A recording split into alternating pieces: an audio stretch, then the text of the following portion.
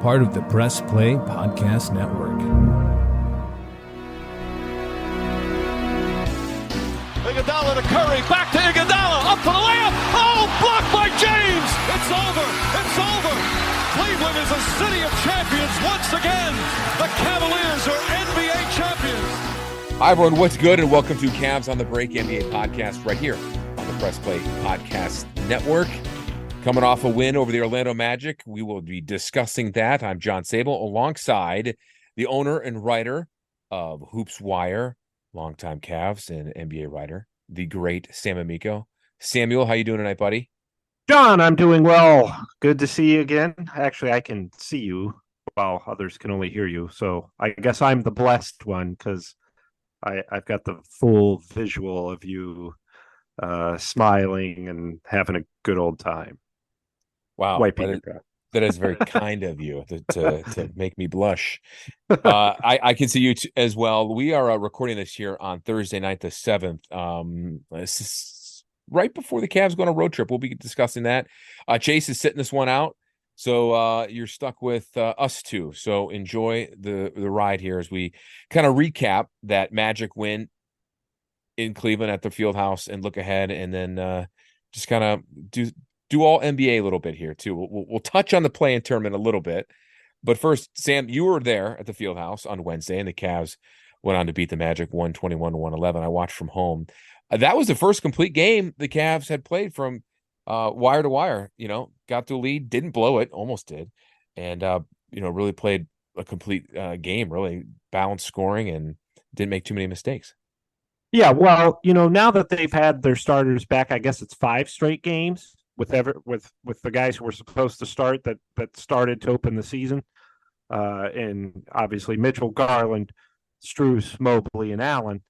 They've had those guys together now 5 straight games. They've won 4 of those. One of them was a bad Portland loss. I would say they've played their 2 most complete games in there, which would be, of course, at least at home, which of course would be the win over the Magic, and then I would say the win over the Hawks at home also was a game that you really never thought that they were threatened. They played a really nice full 48 minutes that night too. So, I think having these starters back has helped. The Portland thing, you got up 16.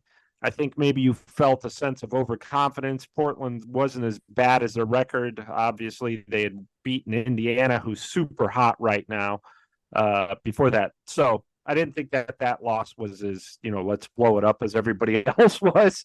But, yeah, against the Magic, one of those games that, Magic were a good team.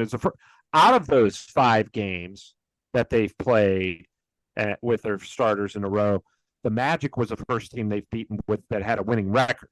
So, the Magic came in, 14-6, really playing well, young, hungry team, a lot of talent, a lot of depth, been on a roll to open the season. So the fact that the Cavs kind of, took it to them, Magic came back in the game a little bit, but, this time the Cavs didn't really let their foot off the gas too much and put them away. So it was an impressive win, and a win you're going to need going on this road trip. Yeah, I think the biggest thing for me was watching that game. Donovan had his 35 points, and he had a nice tandem in a second score, which always seems to be a challenge at times. It should be Darius Garland, and it was Darius with 26. And then you had Strus, who's been that third guy, and at times been that second scorer when Darius has either been hurt, not playing, maybe or struggling from the floor. And that balanced scoring, the Cavs had 5 guys in double figures with Niang coming with 10 points off the bench, which was huge for them. And Mobley again, 16 points. He seemed a little bit more. I know the stats, maybe the numbers and the rebounds. I think he only had 5 rebounds or so. You want to see more of that, but at times I saw with Mobley being a little bit more aggressive against Orlando, which was good to see. Yeah, for sure. Especially in the second half. Yep. He was kind of a quiet first half, and had 6 points, I think it was, against Detroit, the game before that. So I just thought, is there something going on here? But he really, really came alive in the second half, had a lot of kind of those, was getting the ball around the basket, had a lot of those dunks off passes from Garland.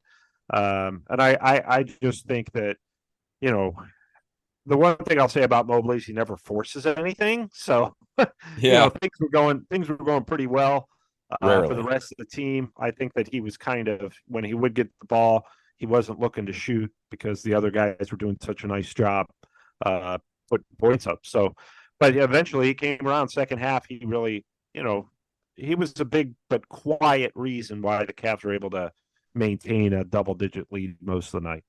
So this wasn't asked in the post game, and I wondered this too. Jared Allen late in that game, I don't know, maybe like a minute left the bench and went to the locker room.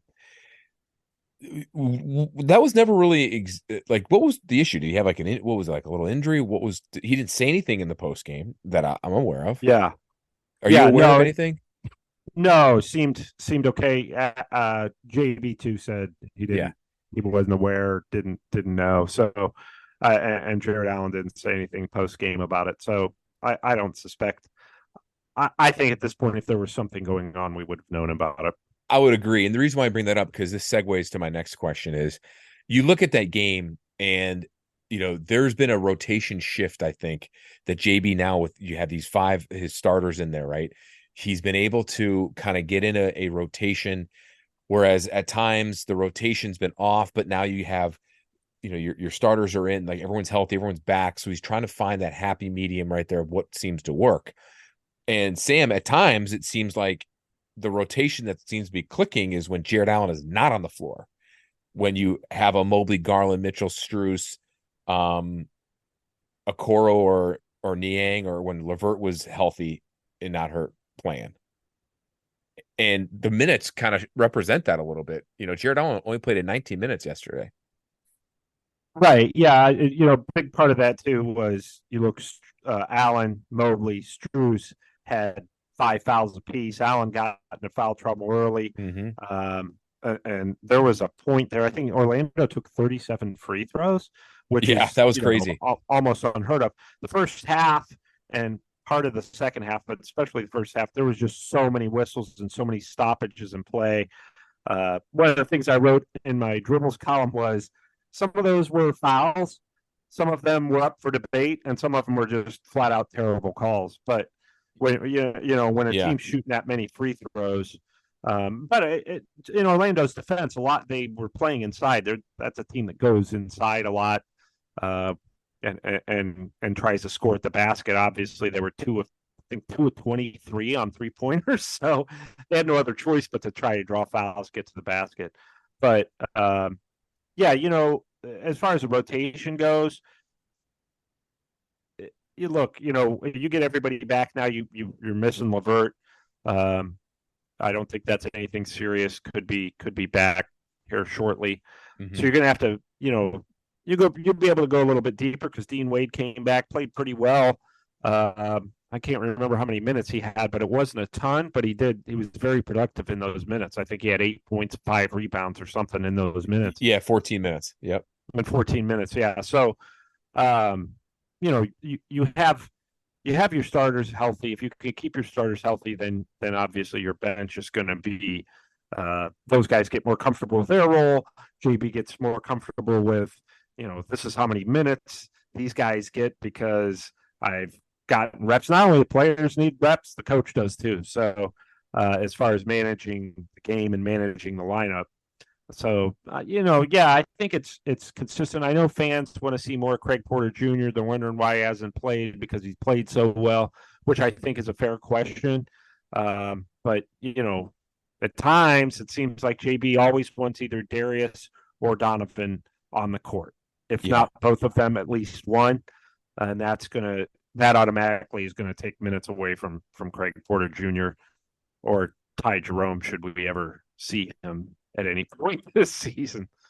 Yeah. So a couple things to piggyback on that. So back to my original point. Do you notice that too, though? It seems like with Cavs don't have a set offense, so to speak, right? But it seems like the ball rotations with the smaller lineup with Mobley and not Allen seems to work a little bit better. Is that fair to say? At times so far. And it's a small sample size. I would say, yeah, most of the time it seems to work. And yes, he got into foul trouble against Orlando, but it just, I don't know. I wasn't sure if him getting off the court had something to do with like body language or if he was upset or if there was an injury. I don't know. Maybe it's frustration. Maybe it was all the above. I don't know. That's why I was kind of asking you about that, but also just to get your perspective, because from afar, it looks like the offense, they seem to have a little bit more continuity lately with that smaller lineup. Yeah, I think so too. I think for the most part they do. Look, Allen's going to be up and down offensively. He had a very Jared Allen game against the Magic offensively, which is 4 or 5 shooting, 8 points, 11 rebounds. I mean, he makes his contributions where he does. He's not going to get the ball in the low post and put a lot of moves on guys. Mm-hmm. So, but he's going to have those nights where he has 23, 25 points. So it's just, it really, so much of the NBA is determined by matchups. Sure. If guys are feeling it, and Jared Allen, obviously, out of all the guys in the starting 5, probably the top 7, he's probably the last option offensively. So I think that there are just going to be some nights where he just doesn't have it going, but I wouldn't even say have it going. He's just not going to take a lot of shots. He's always very efficient and shoots a high percentage, though. And he makes up for other things too. Defense, crashing the boards. For sure. Having that force in the paint, for sure. Okay, you mentioned LeVert. Let's talk a little bit of Cavs injuries real quick here. Ty Jerome hasn't seen the court yet this year. He played 2 games. Two games, yeah. right. But since that first week, he hasn't seen the court. He's been hurt. Any update on him, and any updates on LeVert that you've heard? Last I heard about Jerome was he, was putting up shots a couple weeks ago. I don't think it was last week. It might have been the week before, and he was still having trouble landing on that ankle. And then I saw him. I guess it was the Portland game on the sideline. He had an air cast on. So, just last week, JB Bickerstaff said he thought that Ty was a ways away. And sometimes those. Oh, go ahead. Sorry. Yeah. Anytime you have an ankle injury, it can just take a high ankle sprain that can take 8 weeks. So, sure. If he's missed 6, he could miss another 3 or 4 still. Yeah. And, it's Karras, it's interesting with his knee injury. He got hurt at the wrong time because he was having his best start of the season of his career, it seemed like. And for this first month of the season, he was the best Cavs player. And now he's falling out of the rotation because he's not in the rotation because he's hurt. Yeah, he was really, like you said, for the first month, probably the best, the most reliable guy. Sure. Obviously, other than Mitchell when he's healthy, but it was a career start in Cleveland for LeVert. So, yeah, it's very unfortunate. And it makes the rotation, even though it's not a big deal, it's still one key piece is missing. It's not a big deal in that it's not Mitchell or Garland or a starter. And you have Okoro, too, but he's very, look, Isaac's great defensively, very good defensively. But he's not going to usually match LeVert in terms of productivity offensively. Yeah, we'll see how long it takes for him to get out, or get back, I should say. That's a bummer. But Cavs currently sitting at 12-9. They finally get a 500 record at home with that win. They've got a tough road ahead. We're going to get into that in a moment here on the other side of the break.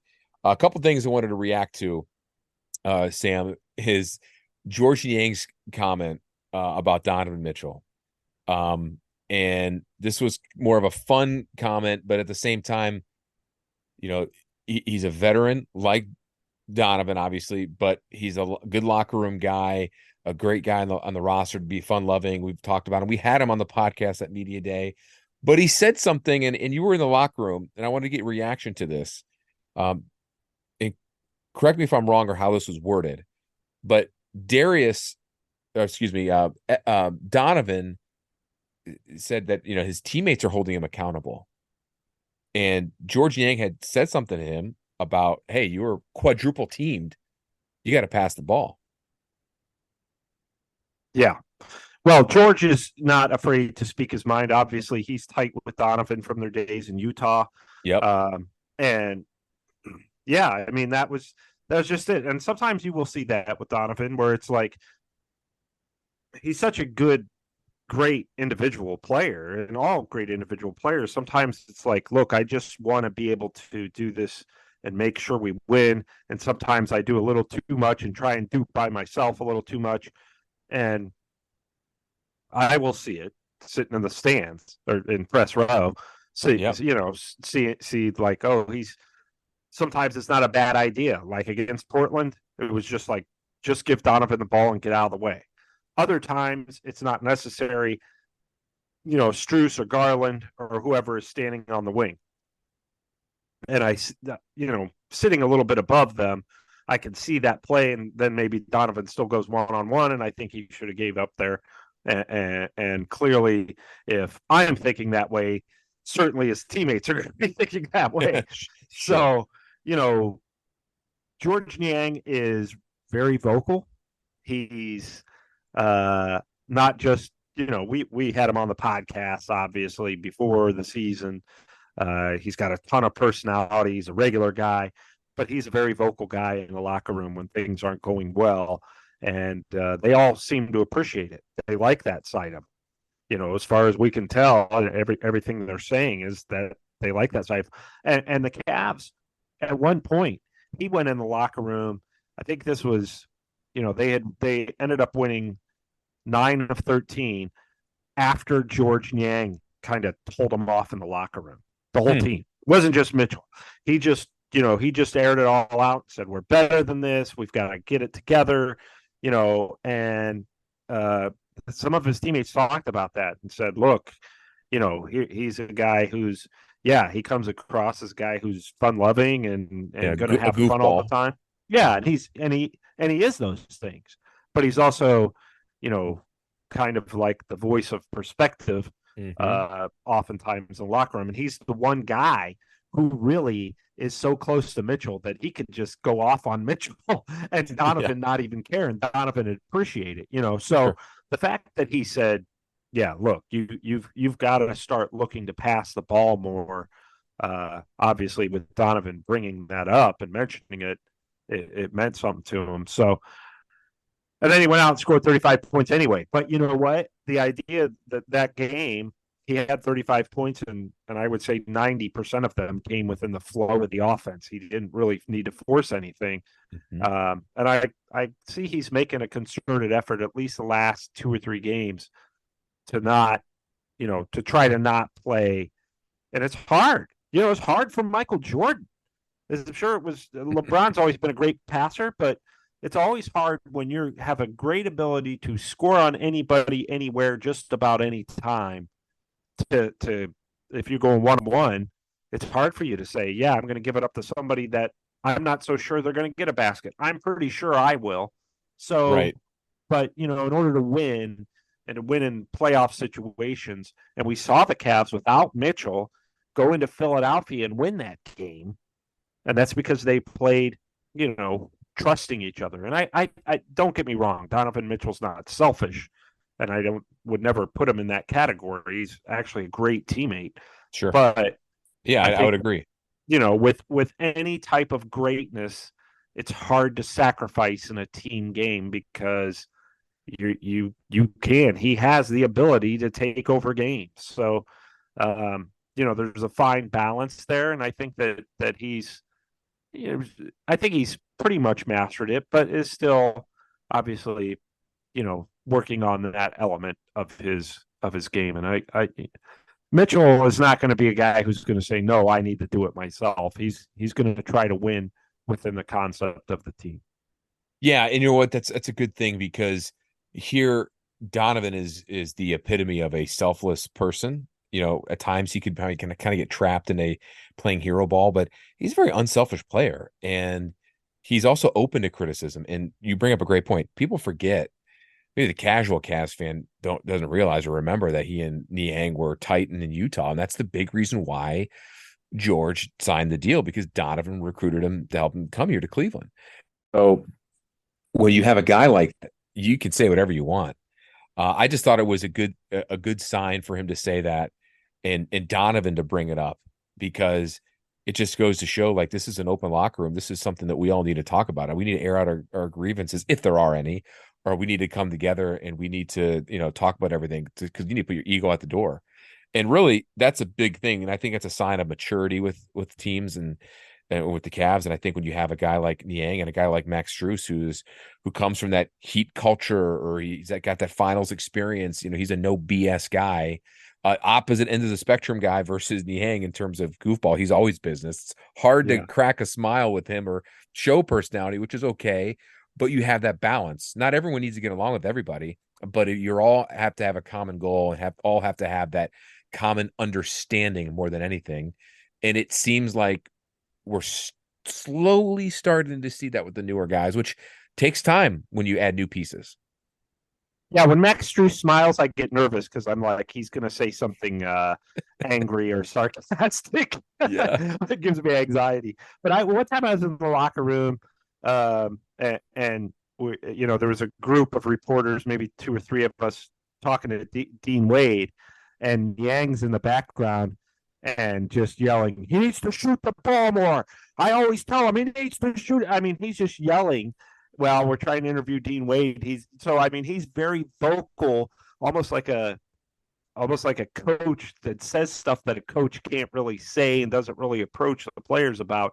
Niang will just let loose. So really, it's nice, I think, for the Cavs to have that kind of personality on the team. Tristan Thompson, obviously, being another guy who is pretty vocal leader, and uses the fact that he's been there before a lot as kind of his method of teaching. All right, we're going to take a quick break here. We're going to talk about the Cavs schedule ahead, this tough road trip coming up here, and then touch on the NBA play-in tournament momentarily, because there was a game out in Vegas tonight. If you're listening, we're recording this here on Thursday, December 7th. There was a game, and as anybody that has listened to previous podcasts know that I am not a fan of this tournament. I'm glad the Cavs are not in it. And Sam is okay with it, but on the same page a little bit. But there's a big thing that happened in this tournament between that Bucks and Pacers game we want to talk about. We'll get into that in a moment. But first, since you're listening to us, you can't see us. Sam and I are in Zoom at both of our houses, and you can't see the shirts that we're wearing. We are wearing brand spanking new Homage t-shirts. If you are from the Cleveland area, Columbus, you all know this company that's helping us out here. Boy, they have designed quite the array of NBA gear, Cavs gear, Major League Baseball, NFL, official licenses. Sam, what Homage shirt are you wearing of the Cavaliers at the moment? What is that? Is that your boy, Austin? Austin, I'm so old school. It's Austin Carr as a player, and I'm sad to say that I don't remember I don't remember Austin as a player, just as a fan favorite, as a color analyst and in-game analyst. But I have watched him on YouTube and all that. So yeah, when I saw this shirt, I was just like, I have to have it. It's AC,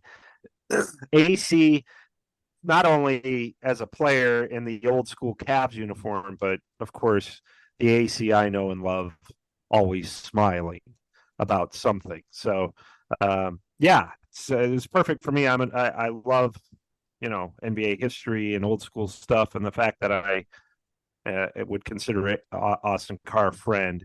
I just very much look forward to wearing this T-shirt in front of him and having him tell me how great I am because I'm wearing it, probably for no other reason, but at least he'll tell me I'm great.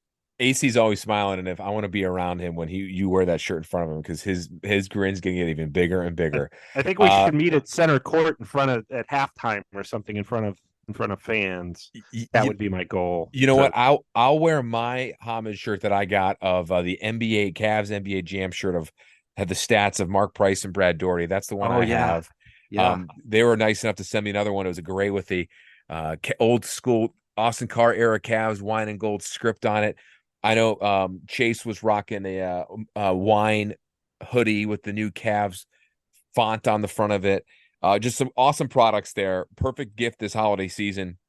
So if you can, go on their show notes here, wherever you're listening to your podcast, on Spotify, on Apple, or and any other location there. Wherever you're seeing our description of our show, scroll on down. You'll see the link. You can buy your Cavs gear, Browns, Guardians, Ohio State, MAC, you name it.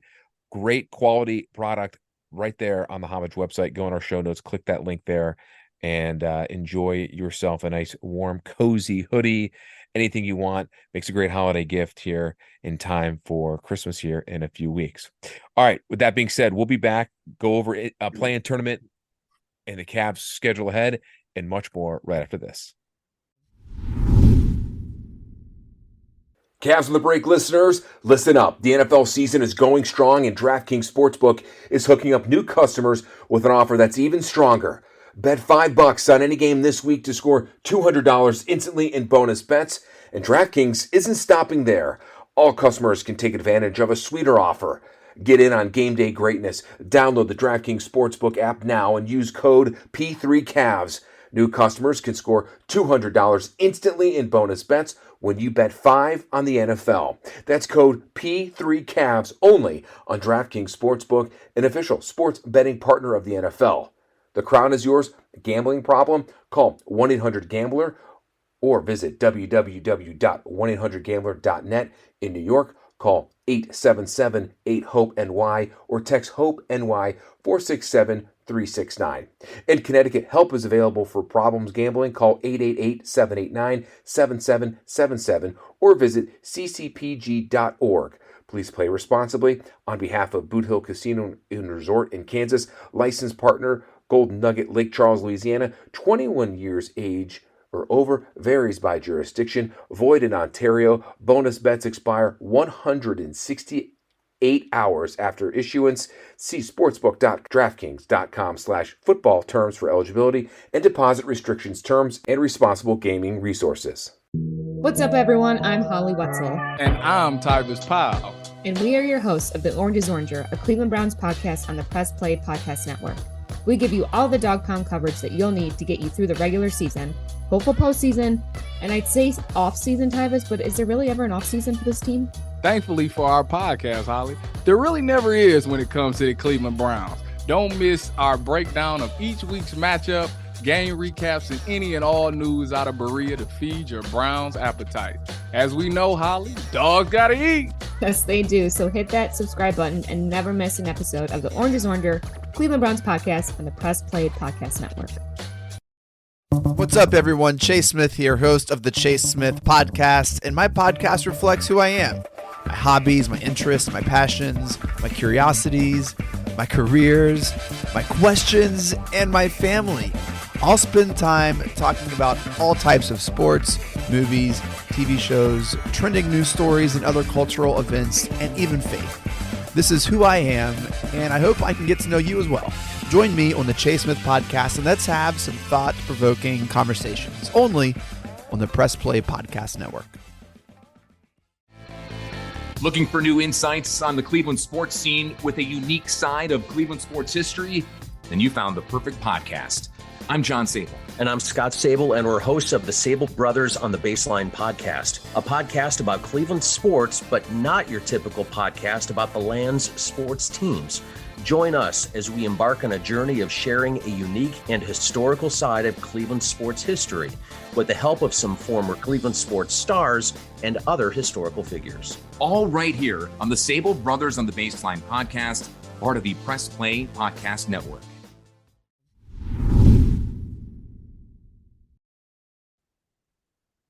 We're back here at Cavs on the Break NBA podcast on the Press Play Podcast Network. John Sabol alongside Sam Amico, owner, writer of hoopswire.com.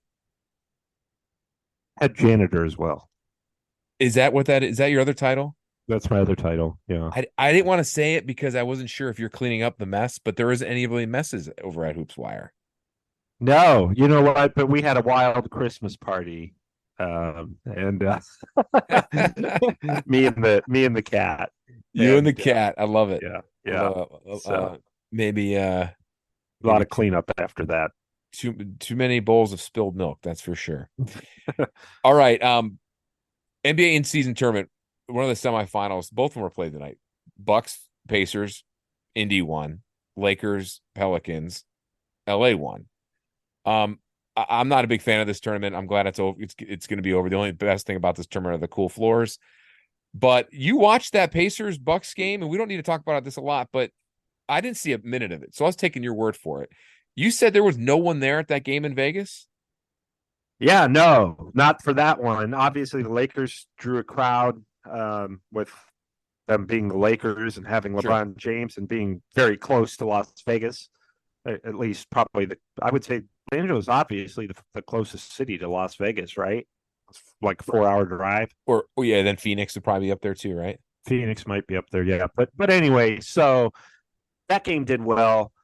I saw the funny thing was the arena where the seating was you know how they used to do it in the old days where they would blacken the seats, they'd turn the lights off above the seats. Yeah, That's how this was.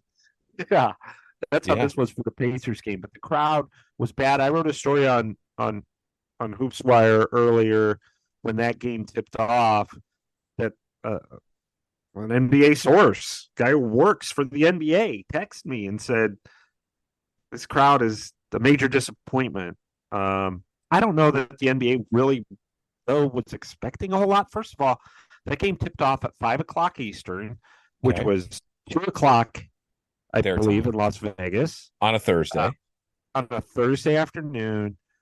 I just thought, you're right. Okay, if you're going to do one of those games, why not have the Lakers Pelicans game first? You know, why not have that at 2:00, and then you're going to draw a crowd, and maybe that'll lead into the Pacers Bucks game. But look, the Pacers and Bucks, as nice of seasons as they've had, and as long as they've been around, they don't have a huge national following. They have a big local following. You know, Milwaukee, the Bucks, they love the Bucks. They won a championship a couple of years ago. Pacers, Indiana basketball is huge, but you go outside of that area, and that's a problem.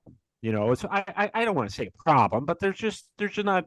You know, it's probably the same thing with the Cavs without LeBron. They probably don't have a ton of fans living around the country that would go to a game in Vegas at 2:00. That's just the NBA. It's, you know, that's just the way it is.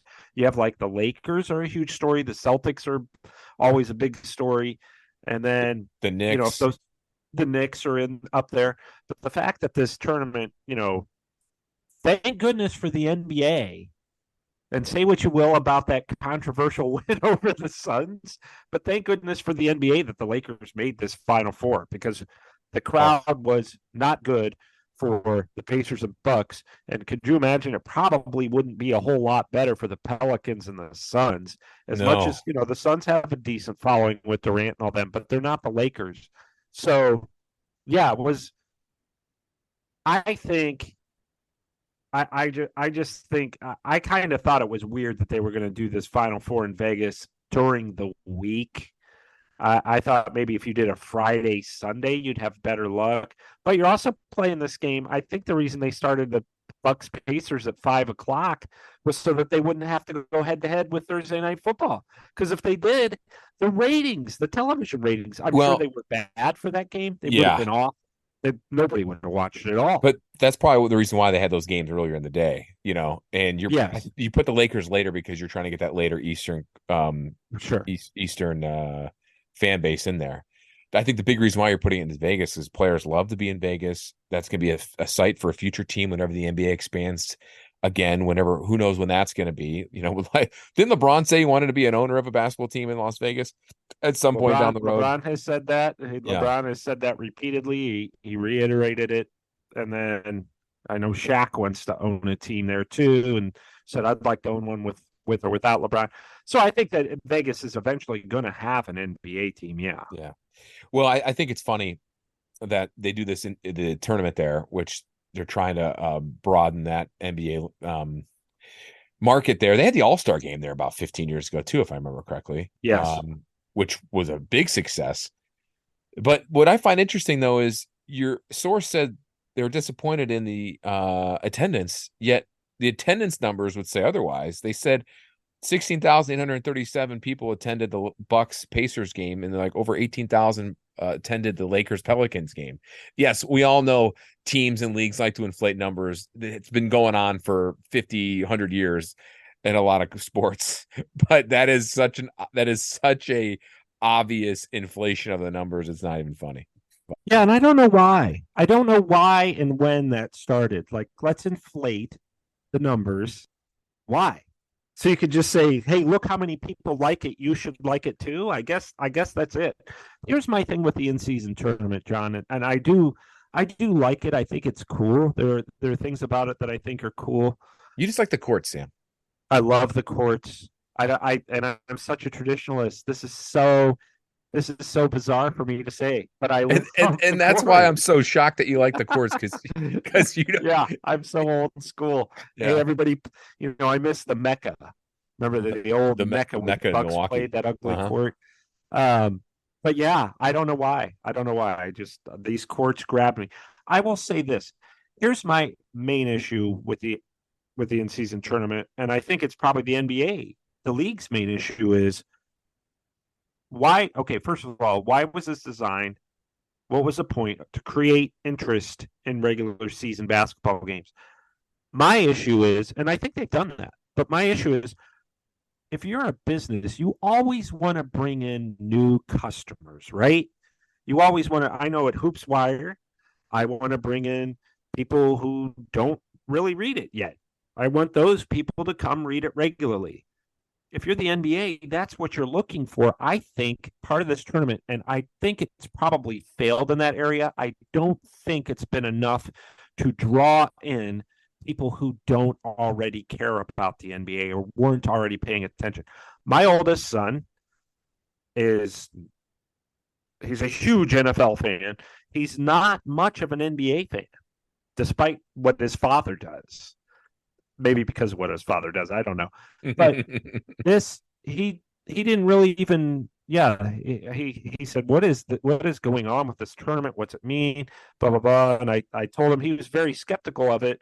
And he, I told him, explained it to him. I said, they're playing on these cool courts and, it's just something to get excited about during the regular season. And he didn't watch any of it. It didn't draw him in. So, and, the middle boy watched some, but he would have watched anyway. You know what I mean? And when I see all these people saying what a great idea it is, it's always people who work in the NBA or play in the NBA or are coaches or media members. And that doesn't do the NBA any good because they've already got those people. You know what I'm saying?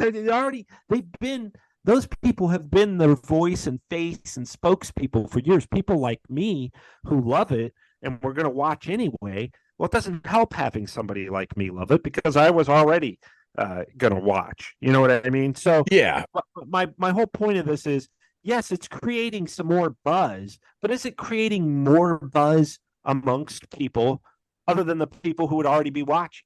Are you bringing in new viewers, and are you turning some people away and making them skeptical and making them, this is stupid? Because I know nobody's going on the record with this. I know plenty of people who think this is really dumb.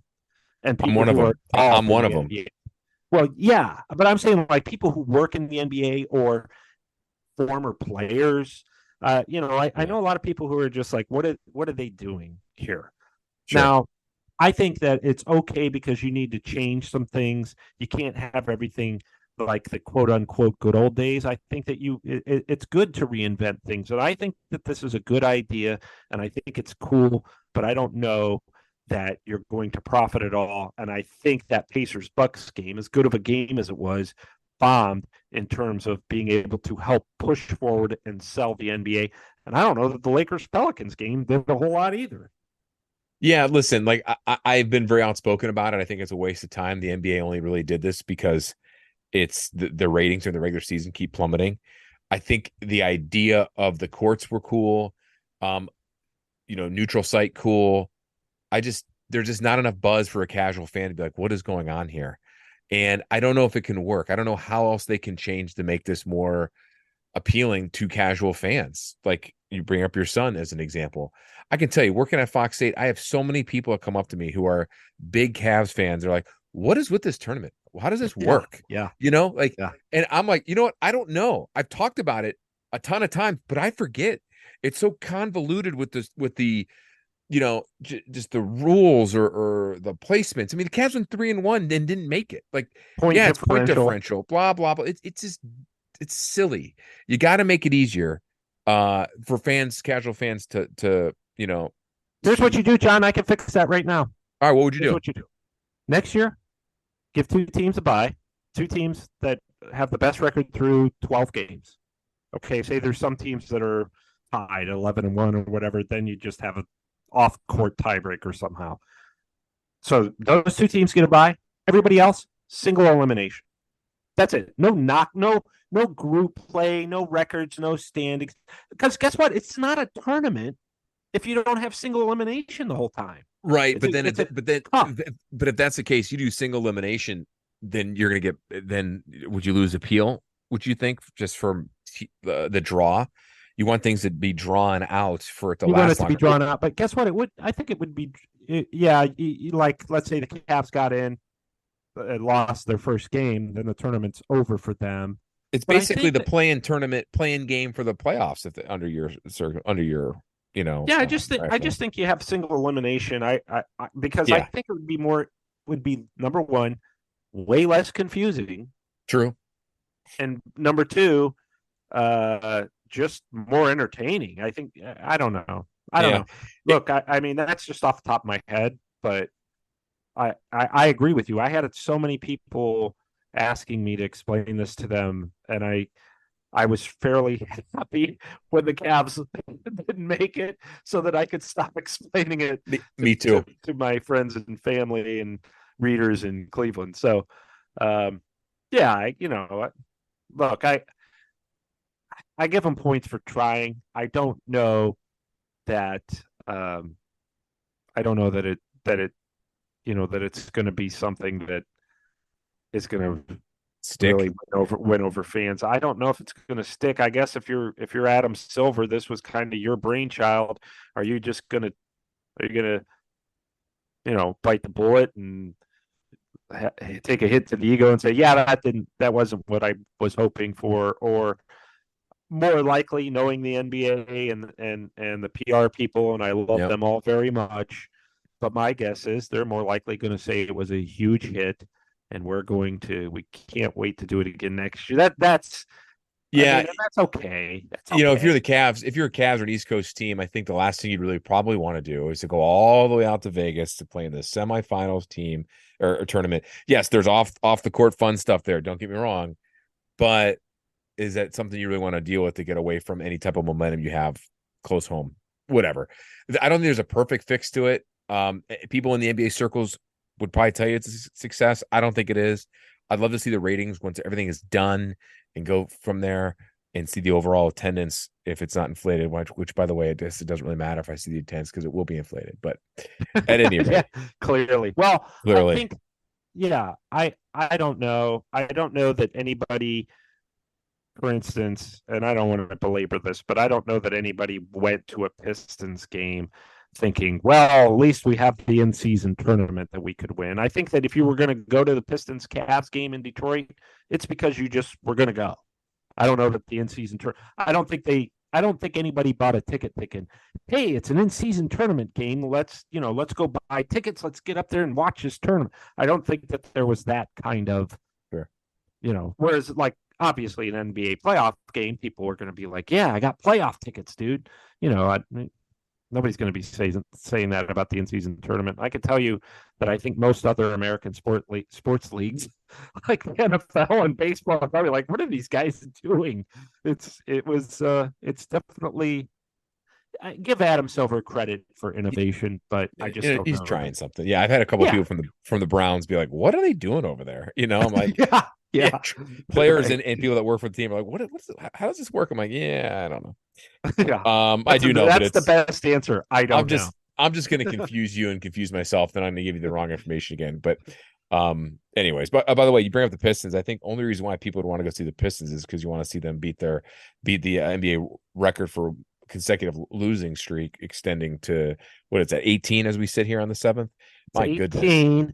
And I could tell you the Pistons as an organization and the PR people are wonderful. And therefore, if they get to that point where they have a home game, the record obviously for one season is held by the Cavaliers and 76ers, tied at 26 straight losses. If the Pistons get to 24, 25, if they get to 26 and they have a home game, I'm going to go up there. You got to. I gotta, and I'll write from a Cavs perspective. I'll write, the monkeys finally off our back. If you're Cleveland, because you lifted that weight, the Pistons lifted, and I think they've got a real good shot of breaking that record because they had the Memphis Grizzlies, the wounded Memphis Grizzlies at home Wednesday night and lost. They lost to the Memphis Grizzlies. They've got Orlando. Home. They've got Orlando, Indiana, Philly, Milwaukee. Their next 5, and then Atlanta. Watch them beat Philly one of those games. Yeah, back to back. They've been playing. I mean, they've had some close games, but All right. Well, speaking of the schedule, real quick before we end this podcast, let's talk about the Cavs road ahead here. They've got a tough schedule. Miami, Orlando, and the back-to-back of Boston. A rare back-to-back away games. That's a new scheduling twist that started this year in the NBA. Or no, I'm sorry, it started last year, I believe. Yeah. I hope the Cavs. Did the Cavs fly down there today? Are you aware? Yeah. Okay. They flew to Miami. Yep. All right. So if that's the case, are we just going to pencil them in for a loss on Friday, just suffering from that quote unquote Miami flu? You know what I'm saying? Like, are you going to be like Chase and make me pick each of the next 4 games? No, we're not going to do that. We're running out of time anyways. But the Miami flu is a real thing, Sam. Sure. Well, I mean, I probably had it. You're in your 20s. You go to Miami. You got a free night. Could be, but you never know. Look, I mean, to me, it's like Miami's not been playing that great lately. Jimmy Butler came out and said the other day, guess what? We're mediocre. We have a mediocre offense. We've been mediocre defensively. We're average. So, and Miami is that way in the regular season. Look at them last year. They were average, and then they got to the finals. So, you could potentially steal one there. I think you've got to, this is a really, we always talk about these West Coast trips, but this East Coast swing here is just tough. A nightmare because Orlando's playing so well. Right. And Miami's, you never know what you're going to get from them. And then you've got Boston, who's the best team in the East right now, back to back on their court. So those are tough. And, the Cavs had Boston's number a little bit last year. And I'm sure they remember that. The Cavs went there and remember that game last year, won in triple. Was it triple overtime? Double overtime early in the season, right? And the Cavs won. Very early, yeah. They didn't have Darius that game, I don't believe. Right, because LeVert went nuts. Mitchell went nuts, and LeVert went they both nuts. had Mitchell and LeVert both had like 40-some points that game. I remember that. Yeah, Darius was out. Had one the next game. For the next game, he had one. He had one. Yeah, Miami's lost 4 of the last 6 games. They're struggling a little bit. No, I think the Miami flu is a real thing. But one thing I will say, if you want to think of the Cavs here, is Max Drew said after the game against the Magic on Wednesday that that win was big for them going on this road trip. They want to come back and beat Miami after Miami stole one from them a few weeks ago. So I think that focus should be where we all hope it is, and this is a good measuring stick on where they're at from not just a skill set on the court, but a mental makeup off the court. And if they've got to take, I don't want to say turn that corner, but change a little bit there. The Orlando game will be interesting because you just played them, and now you're going to play them again, but you're going to play them at their house, and then the back against Boston.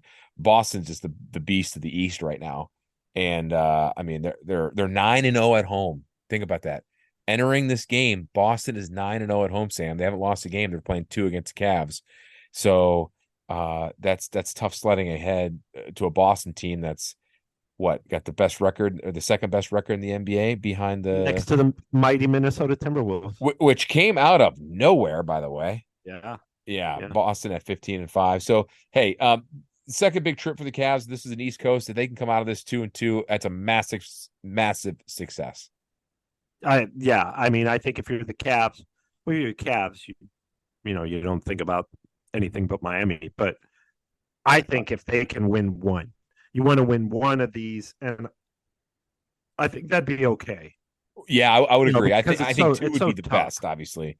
Well, 4 would be the best. But you know what I mean? If we're being realistic here, it's tough to do that. But we'll see what they can do. Cavs, if you're listening to this on Friday, they're playing tonight then, I guess you could say, or playing, and then they've got the Magic Monday, and then Boston Tuesday the 12th, and then Thursday the 14th there, and then they're back home on Saturday the 16th against the Atlanta Hawks.